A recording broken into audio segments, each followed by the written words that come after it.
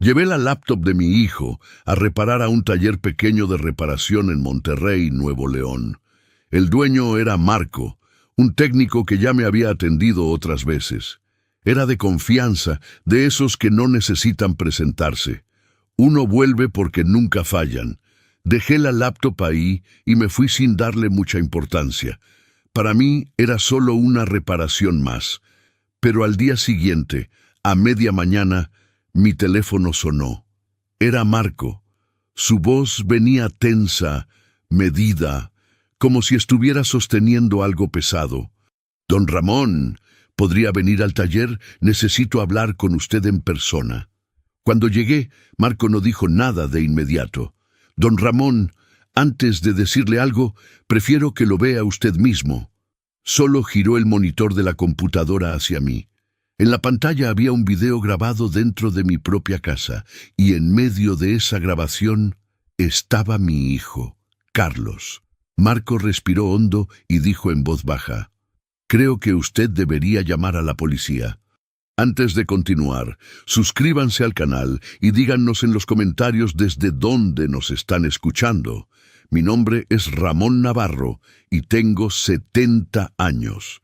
No soy un hombre que se asusta fácilmente.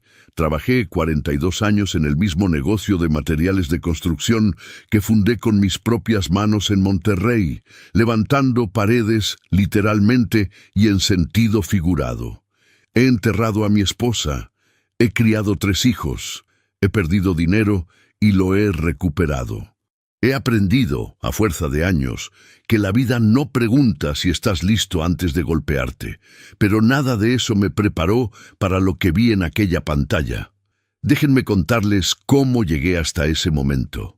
La laptop era de Carlos, mi hijo mayor, 42 años, igual que los que yo llevo trabajando. Siempre tuve la sensación de que ese número no era coincidencia, que algo del esfuerzo que yo metí en mi vida se había depositado en él sin que ninguno de los dos lo pidiera. Carlos vivía en la casa conmigo desde hacía 2 años, después de un divorcio que lo dejó sin apartamento y con las manos vacías. Yo no pregunté mucho. Abrí la puerta porque era mi hijo, y eso me parecía razón suficiente. La laptop empezó a fallar hace como 3 semanas. La pantalla parpadeaba, se apagaba sola, tardaba 20 minutos en encender.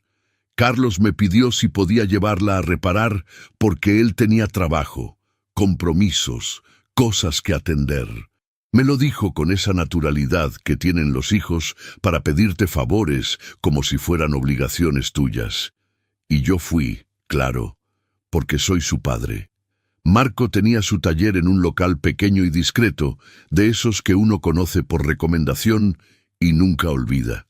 Olía a plástico caliente y a polvo de electrónicos. Cuando entré esa mañana, estaba revisando una placa con una lámpara de mesa. Me levantó la vista y asintió. «¿Qué lo trae por acá?». Le expliqué lo de la laptop. Él la recibió. La puso sobre el mostrador, la encendió una vez para escuchar cómo sonaba al arrancar. Hizo ese gesto con la boca que hacen los técnicos cuando ya saben lo que es, pero prefieren confirmarlo antes de decirlo. «Regrese mañana en la tarde y ya le digo qué tiene». Eso fue todo. Salí, me tomé un café cerca y volví a casa pensando en cualquier otra cosa. Al día siguiente, a media mañana, sonó el teléfono. Estaba leyendo el periódico y tenía el café todavía caliente en la mano. El número de Marco apareció en la pantalla y contesté sin preocupación. «Buenos días, Marco, ¿ya la revisó?». Hubo un silencio de 2 o 3 segundos. Esos silencios que uno aprende a leer después de los 60, porque a esa edad ya sabes que cuando alguien duda antes de hablar es porque está eligiendo cuidadosamente las palabras. «Buenos días, don Ramón». «Sí, la revisé. Mire, ¿podría venir al taller? Necesito hablar con usted personalmente. Es algo que no puedo decirle por teléfono». El café se enfrió en mi mano sin que yo me diera cuenta. ¿Pasó algo con la laptop? Sí y no. Venga, por favor. Es importante. Llegué al taller poco después. Marco estaba solo. con la puerta que generalmente mantenía abierta ahora cerrada desde adentro. Eso ya me pareció extraño. Ese día no había ruido de fondo, no había movimiento, solo el zumbido apagado del lugar en silencio. Me hizo pasar sin decir nada. Me señaló la silla que tenía al lado de su escritorio. Yo me senté y lo miré, esperando que hablara. Encontré archivos que alguien intentó eliminar, dijo en voz baja. Eran respaldos descargados a esa laptop, como si fueran copias de seguridad. Con mi programa de recuperación, la mayoría quedó intacta. Mire esto. Y giró el monitor de la computadora hacia mí. En la pantalla había un video en pausa. Era mi casa, era mi sala, y en esa grabación, caminando con calma como si estuviera midiendo el terreno, estaba Carlos. Marco apoyó las manos sobre el escritorio y me miró con una expresión que mezcla el dolor ajeno con el deber de decir algo que nadie quiere escuchar. Creo que usted debería llamar a la policía. Yo no respondí. No podía.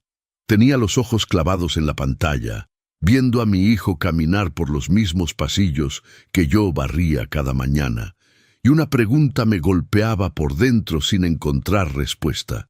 ¿Por qué Carlos estaba grabando mi casa? Hay golpes que no duelen en el momento en que llegan. Duelen después, cuando estás solo y en silencio, y el cuerpo finalmente entiende lo que la mente tardó en aceptar. Yo seguía mirando la pantalla cuando los recuerdos empezaron a volver solos, sin que yo los llamara, como agua que sube por una grieta que uno creía sellada. 4 meses atrás, un martes por la noche, mi casa fue asaltada. Yo no estaba. Había ido a Saltillo a visitar a mi hermano Esteban, que estaba recuperándose de una operación de cadera. Me quedé 2 noches allá, como acordamos, y regresé el jueves por la mañana en el primer autobús disponible. Carlos me había dicho que se quedaría en casa esos días, que no me preocupara, que él se encargaba de todo. Cuando llegué, la puerta de la cocina estaba abierta de par en par. Carlos estaba sentado en la sala con las manos entrelazadas, la mirada en el piso. Tenía una marca roja en el antebrazo que dijo, era de cuando intentó detener a uno de los ladrones. Me lo contó con la voz entrecortada, con los ojos húmedos, con ese temblor en la mandíbula que yo reconocía desde que era niño, y algo lo asustaba de verdad. Me dijo que entraron por la ventana de la cocina mientras él dormía, que eran 2 hombres, que lo amenazaron con un cuchillo y lo encerraron en el baño, que cuando logró salir ya no había nadie. Llamé a la policía ese mismo día. Vinieron 2 agentes, tomaron nota, revisaron la ventana, midieron con los ojos el espacio por donde supuestamente habían entrado. Uno de ellos me preguntó si yo tenía enemigos. El otro escribía en una libreta sin levantar la vista. Me dejaron un número de reporte y me dijeron que habría seguimiento. Pasaron los días y no hubo avances. Lo que se llevaron esa noche valía mucho más que dinero. Había 180,000 pesos en efectivo guardados en una caja de metal dentro del closet de mi cuarto. No era dinero que yo anduviera presumiendo. Era el ahorro de años, el fondo que yo había separado para emergencias, para la vejez, para lo que viniera. Mi generación no confía en dejar todo en el banco. Por eso dividía una parte guardada, otra invertida. También se llevaron las joyas de Rosa. Un collar de oro con una cruz pequeña que le regalé cuando nació nuestra hija menor. Unos aretes de esmeralda que heredó de su mamá. Un anillo de compromiso que yo le puse en el dedo el día que nos casamos, hace 43 años, en una iglesia pequeña a las afueras de la ciudad. Esas joyas no tenían precio, tenían historia, tenían el peso de una vida entera, y se llevaron también el reloj de mi padre, un reloj de cuerda suizo, de los años 50, con la carátula color marfil y la correa de cuero café que yo mismo le había cambiado 3 veces. Mi padre me lo dio el día que cumplí 20 años y me dijo que era de un hombre que supiera esperar. Yo lo guardaba en la mesita de noche, en una cajita de madera que mandé hacer especialmente para él. esa cajita también desapareció. Yo intenté creerle a Carlos. Lo intenté de verdad. Porque cuando un hijo llora frente a ti y te dice que tuvo miedo, algo en el pecho de un padre simplemente cede. Pensé que quizás la ventana no era tan pequeña como parecía. Pensé que quizás los ladrones conocían la zona. Pensé que era mala suerte, que esas cosas pasan, que Monterrey no es la ciudad tranquila que era antes. Pero había cosas que no cuadraban y que yo guardé en silencio porque no quería que cuadraran. Ninguna puerta estaba forzada. La ventana de la cocina tenía el seguro viejo, ese que solo abría desde adentro girando una palomita de plástico. La policía lo mencionó de pasada, como si no tuviera importancia. Yo lo anoté mentalmente y lo enterré. Ninguna cámara del vecindario registró movimiento extraño esa noche. El vecino de enfrente, que es de los que se asoman a todo, me dijo que no escuchó nada, ni un ruido, ni un carro arrancando de madrugada, nada. Y Carlos, cuando le pregunté cómo era posible que no escuchara a dos hombres entrar por una ventana de la cocina, que está a 10 metros de su cuarto, me dijo que había tomado pastillas para dormir porque llevaba días con insomnio. Yo lo creí, o quise creerlo, que no es lo mismo. Ahora, sentado frente a ese monitor en el taller de Marco, con el video pausado en la imagen de mi hijo, caminando por mi sala como si estuviera midiendo el terreno, todas esas piezas que yo había decidido no juntar empezaban a encajar solas. El video tenía fecha. Estaba grabado 9 días antes del robo. Carlos estaba en mi casa, moviéndose por los cuartos, deteniéndose frente al closet de mi cuarto, mirando la ventana de la cocina, calculando distancias con los ojos que yo reconocía como los míos propios. No era un video accidental. Era un reconocimiento. Marco me miró con cuidado, como midiendo cuánto podía decirme de golpe sin que yo me quebrara. Hay más archivos recuperados. ¿Quiere que sigamos? Yo asentí sin hablar, porque la voz se me había quedado atascada en algún lugar entre la garganta y el pecho, y no encontraba la manera de sacarla. Y entonces Marco abrió el siguiente archivo, y en la pantalla apareció Carlos de nuevo. Pero esta vez no estaba solo. Hay personas que uno conoce de vista y preferiría no haber conocido nunca. Marco amplió la imagen antes de darle play. La pantalla mostró la misma sala de mi casa, pero desde un ángulo diferente, como si la cámara hubiera sido colocada sobre el librero que está junto a la televisión. La calidad era mejor que el video anterior. Se veía con más claridad. Y eso, en ese momento, era lo último que yo necesitaba. Carlos entró al cuadro desde el pasillo.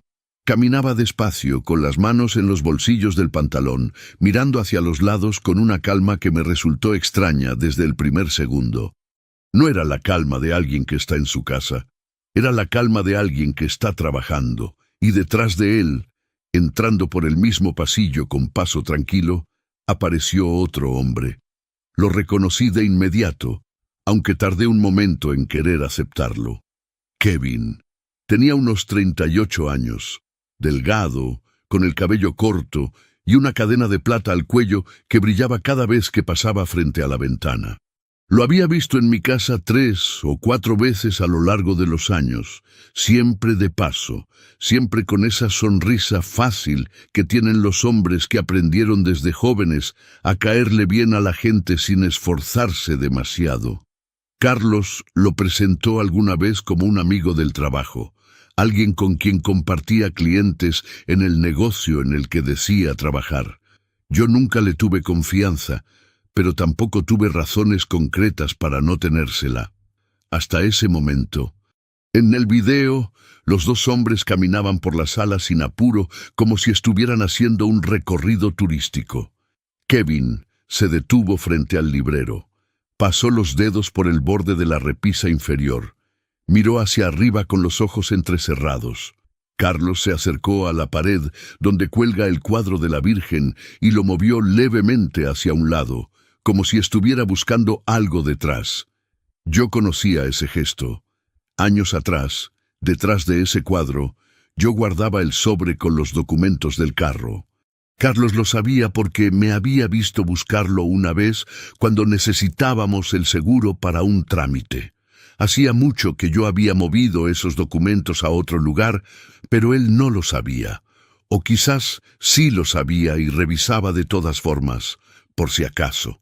Los dos hombres siguieron avanzando hacia el pasillo que lleva a los cuartos. Marco pausó el video un momento y me miró. ¿Reconoce al otro señor? Kevin, dije, y mi propia voz me sonó lejana, como si viniera de otra habitación. Marco asintió despacio y le dio play de nuevo. En la pantalla, Carlos y Kevin entraron a mi cuarto. Se veía desde afuera del marco de la puerta, con la cámara captando apenas el ángulo del closet y parte de la cama. Carlos abrió las puertas del closet con cuidado, como si no quisiera hacer ruido aunque estaban solos. Empujó la ropa hacia un lado, se agachó y señaló hacia el fondo inferior, justo donde yo guardaba la caja de metal con el dinero. Kevin se inclinó también para mirar.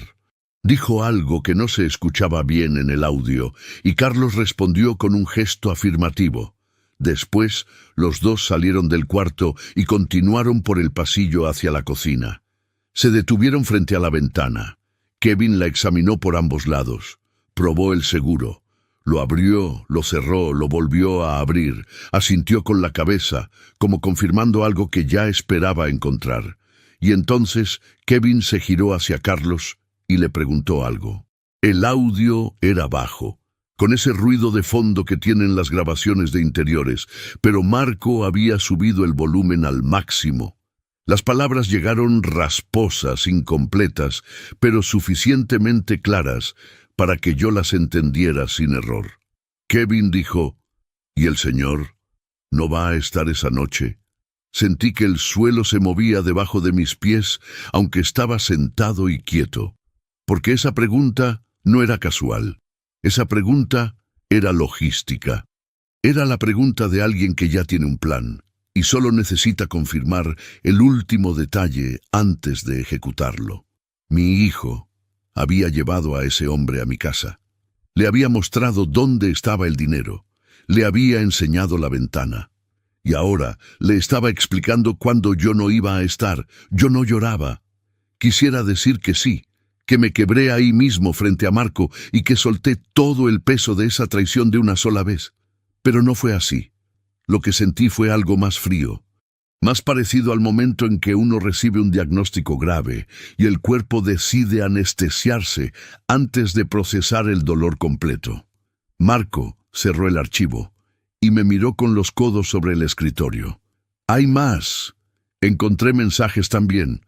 Conversaciones entre ellos dos que Carlos había borrado, pero que el sistema de recuperación pudo rescatar casi completos. Puse las manos sobre mis rodillas para que no temblaran. Muéstremelos, dije. Y Marco abrió la siguiente carpeta. Leer las palabras de tu propio hijo es diferente a escucharlas. Las palabras escritas no tienen tono, no tienen la posibilidad de ser malinterpretadas. Están ahí, fijas, sin matices, sin la excusa de que quizás uno entendió mal o escuchó a medias. Marco acomodó las conversaciones recuperadas en orden cronológico y las imprimió tal como salieron del sistema sin editar nada, para que yo tuviera un respaldo físico. Las puso sobre el escritorio frente a mí, como quien pone sobre la mesa las pruebas de un juicio que nadie pidió, pero que ya no se puede detener. Las conversaciones eran por mensaje de texto.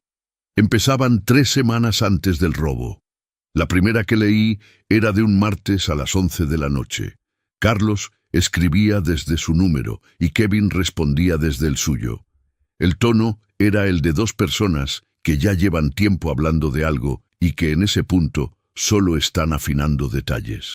Carlos escribía: el dinero está en el closet del cuarto principal, en una caja de metal gris. Está hasta el fondo, detrás de las cobijas dobladas. Kevin respondía: ¿cuánto hay? Carlos: suficiente. más de lo que pensaba. Yo recordé el momento exacto en que Carlos me había ayudado a acomodar ropa en ese closet. Hacía unos meses. Habíamos pasado toda la mañana ordenando porque yo quería hacer espacio. Él estaba de buen humor ese día.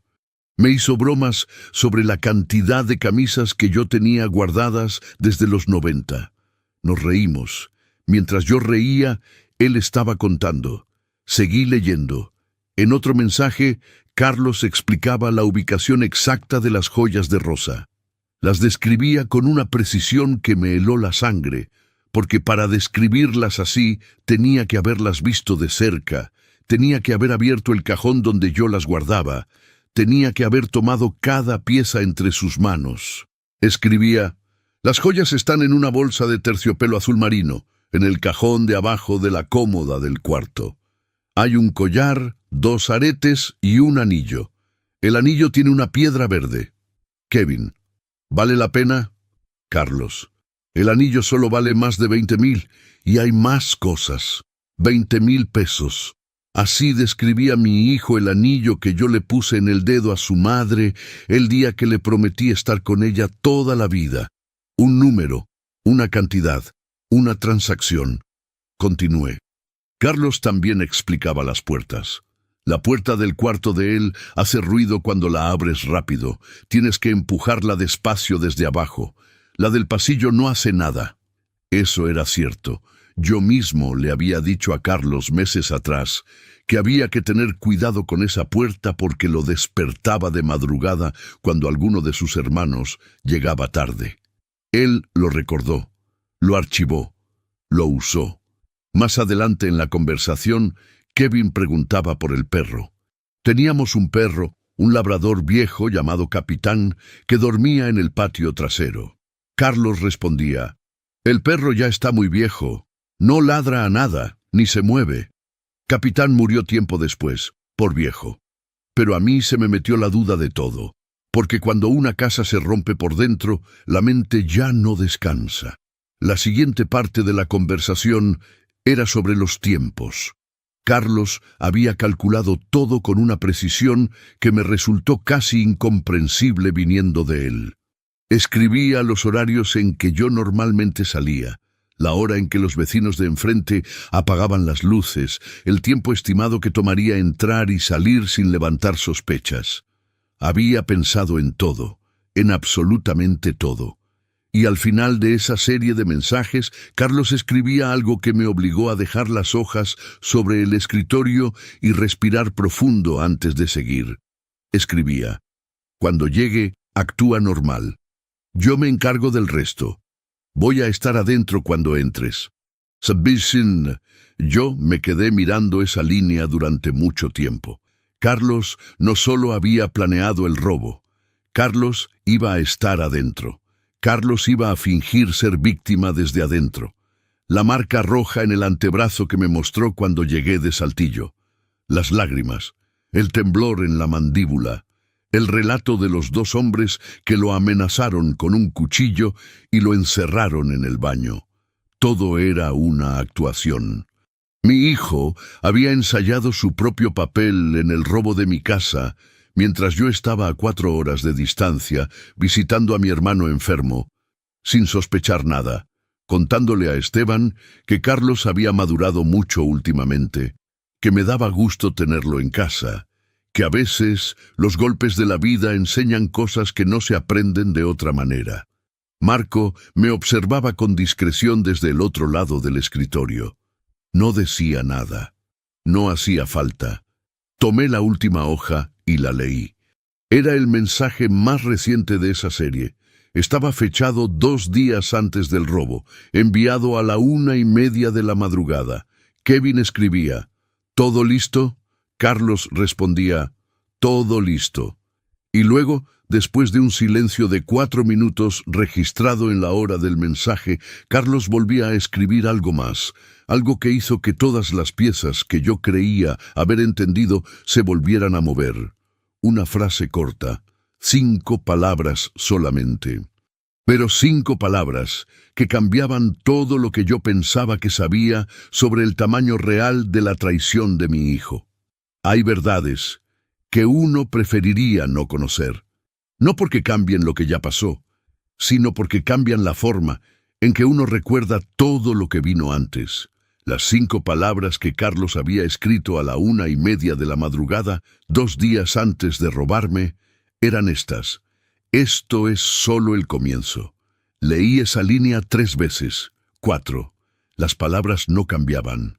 Seguían ahí, impresas en la hoja blanca con la misma frialdad con que habían sido escritas, sin remordimiento, sin duda, con la seguridad tranquila de alguien que ya tiene el siguiente paso calculado antes de terminar el primero.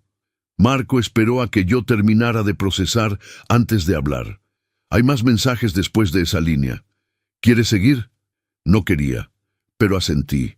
La conversación continuaba 4 días después del robo. Ya estaba hecho. Ya se habían llevado el dinero, las joyas, el reloj de mi padre. Ya yo había llegado de Saltillo y había abrazado a Carlos sin saber nada. Ya la policía había venido y se había ido. Ya todo había ocurrido exactamente como ellos lo planearon. Y aún así seguían escribiéndose. Kevin preguntaba, ¿cómo reaccionó? Carlos respondía, tranquilo, no sospecha nada. Está más preocupado por mí que por el dinero. Eso era cierto. Yo lo había atendido esos días como si él fuera la víctima principal. Le preparé té.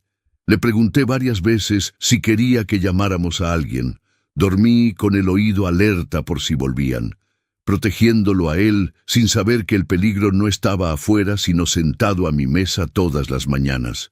Kevin respondía, bien, deja que pasen unas semanas. Y entonces Carlos escribía algo que me hizo entender el verdadero tamaño de lo que estaba enfrentando. Escribía, el viejo tiene más. Estoy seguro, siempre ha guardado dinero en efectivo. Lo que encontramos no es todo. El viejo. Así me llamaba mi hijo en privado. No don Ramón, no papá, no nada que llevara consigo, aunque sea una sombra de afecto. El viejo. Como se llama a un objeto que ya cumplió su función y que uno revisa para ver si todavía tiene algo útil adentro antes de descartarlo. Seguí leyendo. Carlos le explicaba a Kevin su razonamiento con una lógica que me resultó perturbadora precisamente por lo coherente que era.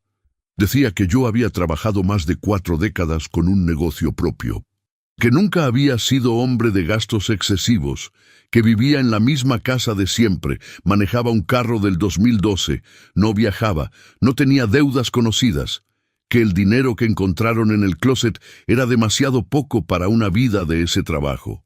Y tenía razón, había más dinero. No en efectivo en el closet, sino en una cuenta de inversión que yo había abierto hacía años con los ahorros del negocio. Una cuenta que no le había mencionado a nadie de la familia, porque siempre creí que el dinero propio es asunto propio, hasta el momento en que uno decide compartirlo. Esa cuenta tenía depositados 750,000 pesos. Era el fondo que yo pensaba dejar repartido entre mis 3 hijos cuando llegara el momento. Era la herencia que había construido en silencio durante décadas, peso a peso, decisión a decisión. Carlos no sabía los detalles, pero lo intuía, y estaba planeando cómo encontrarlos. En los mensajes siguientes, los 2 hombres discutían formas de obtener información sobre mis finanzas sin levantar sospechas. Carlos mencionaba que podía revisar mis papeles cuando yo saliera. Kevin sugería otra vía más directa. Carlos la descartaba por riesgosa y proponía otra: ganarse mi confianza completamente durante los meses siguientes, hacerse indispensable en la casa, acompañarme a trámites, ofrecerse a ayudarme con papeles, hasta que yo mismo, sin darme cuenta, le mostrara dónde estaba el resto. Era un plan de largo plazo. El robo no había sido el objetivo final. El robo había sido la prueba. Un ensayo para ver qué tan fácil era, qué tan poco yo sospechaba, qué tan dispuesto estaba Carlos a cruzar una línea que una vez cruzada ya no tiene regreso posible. Pensé en los 4 meses que habían pasado desde el robo, en cuántas veces Carlos me había ofrecido ayuda con cosas que antes no le interesaban. Me había acompañado al banco una vez, diciéndome que necesitaba hacer un trámite cerca. Me había preguntado, de pasada, si yo pensaba renovar el negocio o si ya estaba considerando vender. Me había dicho, una noche mientras cenábamos, que había conocido a un asesor que le había ayudado a organizar sus finanzas y que si yo quería, podía presentármelo. Yo lo había escuchado con orgullo. Pensé que había madurado. Pensé que el divorcio lo había enseñado a valorar las cosas que importan. Nunca imaginé que cada pregunta, cada ofrecimiento, cada gesto de atención era una sonda lanzada para localizar lo que todavía no había podido robarme. Dejé las hojas sobre el escritorio. La luz de la mañana entraba por la persiana a medias y dibujaba rayas amarillas sobre el piso de cemento del taller. Afuera se escuchaba el ruido normal de Monterrey. Un camión frenando. 2 personas discutiendo el precio de algo. Un radio encendido en algún local cercano. El mundo seguía moviéndose como si nada. Marco me puso una mano en el hombro un momento, breve, sin decir nada. Ese gesto valió más que cualquier palabra que pudiera haberme dicho. Me quedé sentado en silencio durante casi 1 minuto completo, y entonces tomé una decisión. No la decisión que un padre quiere tomar, sino la única decisión que un hombre honesto puede tomar cuando ya no le queda ninguna duda. Esa noche iba a llamar a Carlos, iba a pedirle que viniera a casa, y le iba a dar la oportunidad de decirme la verdad antes de que yo hiciera lo que tenía que hacer. Hay conversaciones que uno ensaya mentalmente durante horas, y que cuando llegan no se parecen en nada a lo que uno imaginó. Salí del taller de Marco pasadas las 11 de la mañana con las hojas impresas dobladas dentro del saco y la laptop bajo el brazo. Marco me había copiado todos los archivos recuperados en una memoria USB. Me la entregó con cuidado, como si fuera algo que pudiera romperse si no se trataba bien. Le di las gracias. Él me dijo que no tenía nada que agradecer, que ojalá las cosas resultaran de otra manera. Los dos sabíamos que no iba a ser así. Manejé de regreso a casa despacio, con los ojos en la calle pero la mente en otro lado. Pensé en Rosa. Mi esposa llevaba 6 años muerta, de un infarto que no avisó y que se la llevó un domingo por la tarde mientras ella estaba sentada en el patio regando sus plantas. Yo estaba en el cuarto viendo el partido. La encontré recostada entre las macetas, con la manguera todavía en la mano, y tardé 3 segundos en entender lo que estaba viendo. Esos 3 segundos los he cargado desde entonces como una deuda que no sé con quién saldar. Rosa quería a Carlos con esa intensidad especial que tienen las madres con el hijo mayor. Lo defendía siempre, incluso cuando no debía. Siempre encontraba una explicación para cada error que él cometía, una razón que lo dejara un poco menos culpable. Me preguntaba qué habría dicho ella esa noche si hubiera podido sentarse frente a su hijo y ver lo que yo había visto en aquella pantalla. No encontré respuesta. Llegué a casa al mediodía. Guardé la laptop en el cuarto. Puse las hojas y la memoria USB en el cajón de mi escritorio y cerré con llave. Después fui a la cocina, calenté lo que había sobrado del día anterior y comí solo, en silencio, mirando el mantel sin verlo. A las 6 de la tarde le escribí a Carlos. Solo le dije, ven a cenar, necesito hablar contigo. Respondió a los 10 minutos. ¿Todo bien? Le escribí, sí, ven. Llegó a las 8 menos cuarto.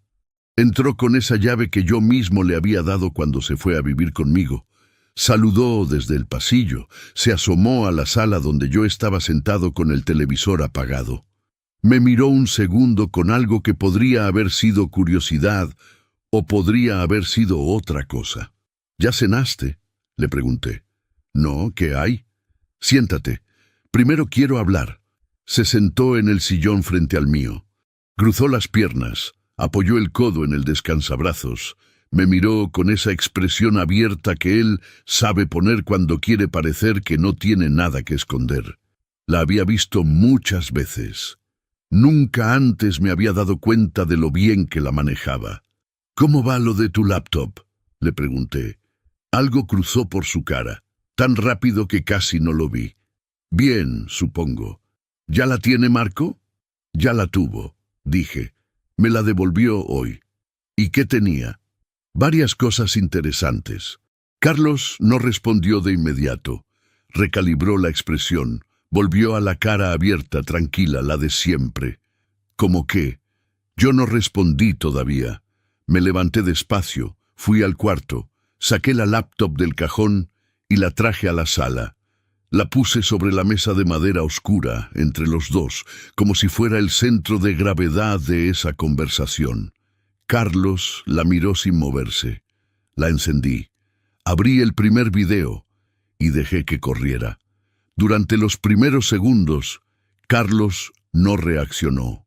Miraba la pantalla con los ojos quietos, con esa capacidad que tienen algunas personas para mantener el cuerpo inmóvil cuando la mente está corriendo a toda velocidad buscando una salida. Pero cuando apareció Kevin en el video, cuando los dos se veían caminando juntos por el pasillo hacia mi cuarto, algo en Carlos cedió. No fue un quiebre dramático, no se levantó, no gritó, no intentó cerrar la laptop. Fue más pequeño que eso y más definitivo. Los hombros se le cayeron medio centímetro. La mandíbula se le tensó. Los ojos dejaron de moverse. El video siguió corriendo. Se escuchó la voz de Kevin preguntando si yo no iba a estar esa noche. La sala quedó en silencio completo, salvo por el audio rasposo de esa grabación. Cuando el video terminó, yo cerré la laptop y miré a mi hijo. Carlos tenía los ojos fijos en la mesa, no en mí. En la mesa, como si el barniz oscuro de la madera le ofreciera algo que yo no podía darle en ese momento, algún tipo de suelo firme donde apoyarse. Le pregunté con la voz más tranquila que pude sostener: «¿Quieres contarme algo sobre el asalto, Carlos?» Silencio. «¿Quieres contarme quién abrió la ventana de la cocina esa noche?» Más silencio. «¿Quieres contarme dónde está el reloj de tu abuelo?» Esa última pregunta lo rompió de una forma que yo no esperaba. No lloró. Algo peor. Cerró los ojos y los apretó fuerte, como un niño que intenta desaparecer dentro de sí mismo, y exhaló un aire largo y tembloroso que llenó la sala de una culpa que ninguno de los dos sabíamos muy bien cómo sostener. Cuando abrió los ojos, me miró por primera vez desde que el video había terminado, y en esa mirada yo vi algo que me dolió más que todo lo anterior junto. No vi arrepentimiento, vi cálculo. Vi a un hombre que todavía estaba buscando la mejor manera de salir de esto. Hay momentos en que uno quisiera equivocarse, en que uno reza en silencio para que la realidad resulte diferente a lo que los ojos están viendo. Carlos habló. Empezó despacio, con la voz baja y los ojos todavía evitando los míos, como alguien que construye un argumento mientras lo pronuncia, probando cada palabra antes de soltarla, para ver si sostiene el peso que necesita sostener.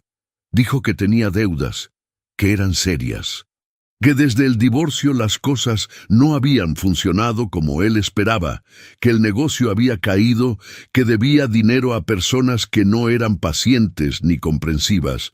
Dijo que Kevin lo había presionado, que la idea había sido de los dos, pero que Kevin había empujado más, que en algún momento él sintió que ya no podía echarse para atrás sin consecuencias.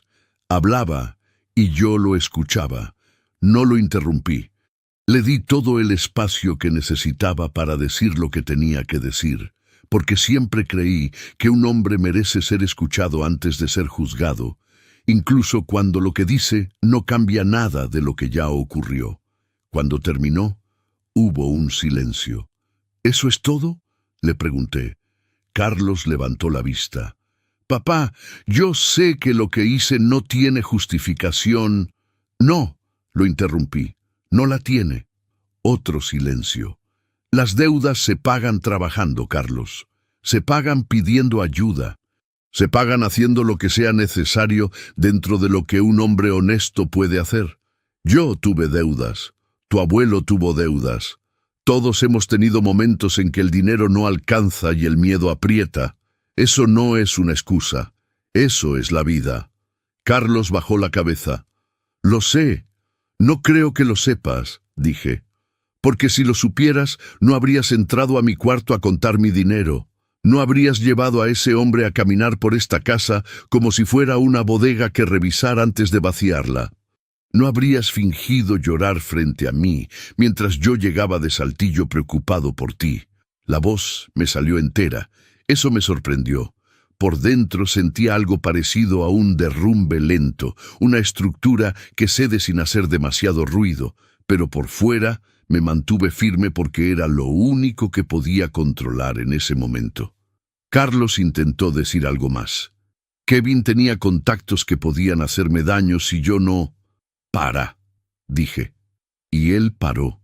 Me levanté del sillón y caminé hacia la ventana. La calle estaba tranquila a esa hora. Un vecino sacaba a su perro, 2 muchachos pasaban en bicicleta, el farol de la esquina parpadeó una vez y se estabilizó. Todo afuera seguía igual, indiferente, sin saber nada de lo que ocurría dentro de esta sala. Pensé en el dinero. 180,000 pesos que yo había juntado con años de trabajo, de levantarme temprano, de cerrar tratos difíciles, de no gastar en lo que no era necesario para tener algo seguro cuando llegara el momento de necesitarlo. Dinero que ahora no estaba. Pensé en las joyas de rosa, el collar con la cruz pequeña, los aretes de esmeralda, el anillo que ella llevó puesto desde el día de nuestra boda hasta el día en que murió, y que yo le quité con cuidado esa tarde en el hospital antes de que se lo llevaran, porque sabía que ella hubiera querido que se quedara en la familia. Ese anillo no era un objeto, era el último punto de contacto con una vida entera compartida. Era la prueba física de una promesa que yo había cumplido, y que ella también había cumplido. 43 años sin faltarse el uno al otro, sin mentiras grandes, sin traiciones. Carlos había tomado ese anillo y lo había convertido en un número, en una conversación de mensajes de texto. 20,000 pesos. Pensé en el reloj de mi padre, el reloj de cuerda suizo, con la carátula marfil y la correa café. Mi padre me lo había puesto en la muñeca el día que cumplí 20 años y me había dicho, con esa seriedad tranquila que los hombres de su generación usaban para decir las cosas importantes: este reloj lo cargó tu abuelo, lo cargué yo, y ahora lo cargas tú. No es del que lo tiene, es del que lo merece. Yo lo había merecido durante 50 años, y ahora no sabía dónde estaba. Me giré hacia Carlos. Él me miraba desde el sillón, con esa expresión que mezcla el miedo con algo que todavía se parece a la esperanza. La esperanza de que el padre encuentre la manera de perdonar, de absorber el golpe, de doblar una vez más, como ha doblado siempre, porque los padres doblan. Eso es lo que hacen, eso es lo que se espera de ellos. Y yo entendí en ese momento que toda mi vida había doblado cuando debía haber permanecido recto, no por maldad, no por debilidad tampoco, sino porque querer a un hijo significa a veces protegerlo de las consecuencias de sus propios actos, y yo lo había hecho tantas veces que él había aprendido que las consecuencias no eran reales, que siempre había una red debajo, que el padre estaba ahí para amortiguar la caída. Esta vez no podía ser así, no porque yo no lo quisiera, sino precisamente porque lo quería. Un hombre que roba a su padre, que planea hacerlo durante semanas, que lleva a un cómplice a caminar por la casa familiar calculando distancias y valores, que finge ser víctima mientras abraza a su padre recién llegado de un viaje. Ese hombre necesita enfrentarse a lo que hizo, no para destruirlo, sino porque es la única manera de que algo en él pueda cambiar. Si yo lo protegía esta vez, no lo estaba salvando, lo estaba condenando a repetirlo. Me senté de nuevo frente a él y lo miré directamente a los ojos. Mañana voy a volver donde Marco, dije. Voy a recoger todos los archivos, los videos, los mensajes, todo. Y después voy a ir a la fiscalía. Carlos palideció. Papá, ya tomé la decisión, Carlos. No te estoy preguntando. El silencio que siguió fue el más pesado de toda esa noche, más pesado que los videos, más pesado que las hojas impresas, más pesado que el nombre del reloj de mi padre dicho en voz alta en una sala vacía. Carlos abrió la boca una vez más, y lo que dijo después fue lo último que yo esperaba escuchar. Hay decisiones que no se toman con la cabeza. Se toman con algo más profundo, más antiguo, algo que no tiene nombre exacto, pero que uno reconoce cuando finalmente lo escucha. Lo que Carlos dijo antes de que yo me levantara esa noche fue esto. El reloj de abuelo lo tiene Kevin, yo nunca lo toqué. Te lo juro, no sé por qué eso importó. Quizás porque era la primera verdad que salía de su boca desde que llegó. Quizás porque nombrar el reloj de mi padre sin que yo lo mencionara primero significaba que en algún lugar, dentro de todo lo que había hecho, todavía quedaba un resto de conciencia que sabía exactamente qué era lo más grave de lo que se había llevado de esta casa. No respondí. Me levanté, fui al cuarto, cerré la puerta con llave y me senté en el borde de la cama en la oscuridad durante mucho tiempo. A la mañana siguiente cumplí lo que había dicho. Llegué al taller de Marco a las 9. Él ya tenía todo preparado. Los archivos copiados en 2 memorias USB, las conversaciones impresas por duplicado, los videos organizados en carpetas con fecha y hora, y una hoja con una explicación sencilla de lo que hizo, por si a mí me lo pedían después. Marco había trabajado hasta tarde la noche anterior, haciendo ese trabajo sin que yo se lo pidiera. Cuando le pregunté cuánto le debía, me dijo que no era momento de hablar de eso. Hay personas que aparecen en los momentos difíciles sin anunciarse y sin pedir nada a cambio. Marco fue esa persona para mí en esos días, y eso no lo olvidaré mientras viva. De ahí fui directamente a una agencia de la Fiscalía, al área del Ministerio Público, en Monterrey, Nuevo León. Entré con la laptop bajo el brazo, las 2 memorias USB en el bolsillo del saco y las hojas impresas en una carpeta azul que compré de paso. Me atendió un agente joven de unos 30 años que me escuchó sin interrumpirme mientras yo explicaba todo desde el principio.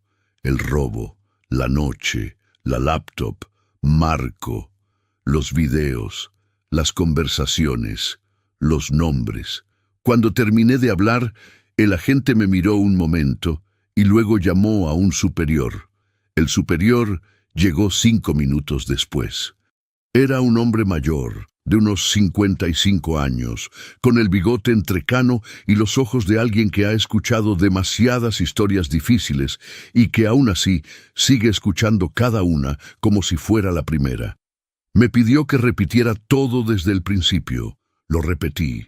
Después, revisaron los archivos en una computadora de la agencia. Vieron los videos, leyeron las conversaciones. El agente joven tomó notas sin parar. El superior no dijo nada durante mucho tiempo. Cuando finalmente habló, me preguntó si yo estaba seguro de querer proceder. Le dije que sí. Me preguntó si entendía que el proceso podía ser largo, que las pruebas eran sólidas, pero que la justicia tiene sus tiempos, que habría audiencias y declaraciones y momentos difíciles. Le dije que lo entendía. Me preguntó si sabía que el denunciado era mi hijo. Le dije que lo sabía mejor que nadie. Firmé la denuncia a las 12:10 del mediodía. Y empezaron semanas de trámites, silencios y llamadas que nunca llegan cuando uno las necesita. Carlos dejó la casa esa misma noche, sin que yo se lo pidiera. Se fue con una maleta y sin decir a dónde. Me enteré después, por mi hija menor, que estaba con un primo en las afueras de la ciudad. No lo llamé, él tampoco me llamó a mí. Los investigadores trabajaron con los archivos que yo entregué. Las conversaciones entre Carlos y Kevin eran suficientemente explícitas para establecer la planeación del robo. Los videos mostraban el reconocimiento previo de la casa. La cronología era clara. Las fechas coincidían. Todo lo que Marco había recuperado de esa laptop contaba una historia que no necesitaba adornos ni interpretación. Kevin fue citado a declarar 3 semanas después de mi denuncia. Llegó con un abogado. Negó todo en la primera sesión. Pero en la segunda, cuando le mostraron las conversaciones recuperadas con sus propias palabras, sus propios números de teléfono, sus propias preguntas sobre los horarios y las joyas, y el perro viejo que ya no ladraba, algo en él cedió. Terminó aceptando su participación en su declaración. Dijo que Carlos había sido el organizador, que él había entrado a la casa esa noche y se había llevado el dinero y las joyas, mientras Carlos, desde adentro, fingía estar dormido y después encerrado en el baño. Que habían dividido el dinero en partes iguales. Que las joyas las había vendido a través de un intermediario en el área metropolitana. El reloj de mi padre, dijo Kevin, todavía lo tenía él. Lo recuperé 2 semanas después, a través de los investigadores, dentro de una bolsa de evidencias debidamente sellada y etiquetada con el número de expediente. Lo sostuve en las manos dentro de esa oficina pequeña que olía a café viejo y papel húmedo, y lo abrí con el mismo gesto con que lo había abierto miles de veces. La carátula marfil, las manecillas negras, el tic suave y constante que no había parado nunca. Mi padre tenía razón. No es del que lo tiene, es del que lo merece.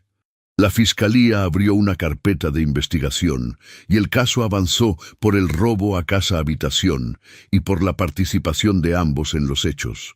Los dos continuaron en libertad, con medidas cautelares, según me explicaron ahí. El juicio todavía no ha concluido.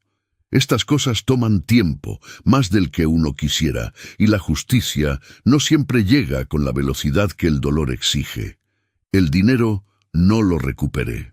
Los 180,000 pesos se habían gastado, dividido, diluido en deudas y gastos que Kevin mencionó de pasada en su declaración sin dar demasiados detalles. Esa pérdida la acepté. El dinero se puede rehacer. No con facilidad a mi edad, pero se puede.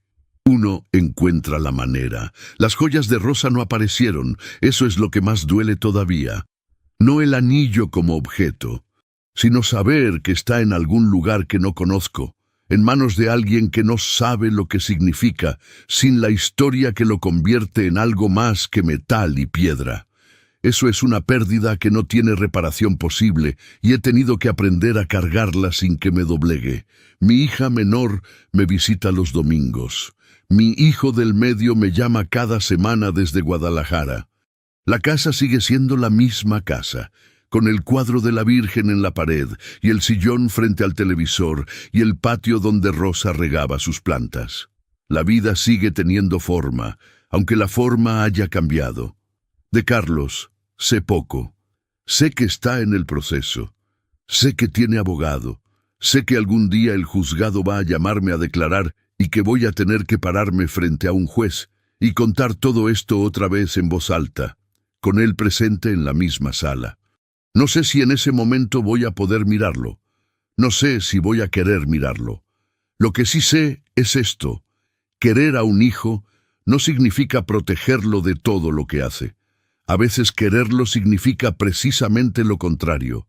Significa pararse firme cuando él no puede pararse solo.